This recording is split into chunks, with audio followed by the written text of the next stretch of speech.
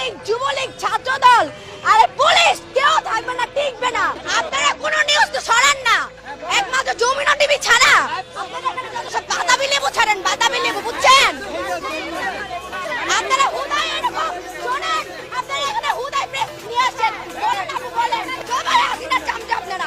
একটাও ছাড়েন না আপনারা, একবার মিথ্যা কথা বলবেন না। কয়টা ছাড়ছেন? দেখান আপনাদের এমপি চ্যানেল দেখান, কোথায় আপনারা ছাড়ছেন?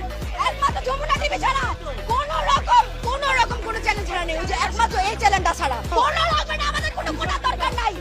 মেধা হচ্ছে মানুষের সবচেয়ে বড় কোটা।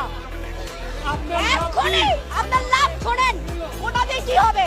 যদি মেধা থাকে, কই অন্য দেশে তো কোটা দেয় না, বাংলাদেশে কেন কোটা থাকবে?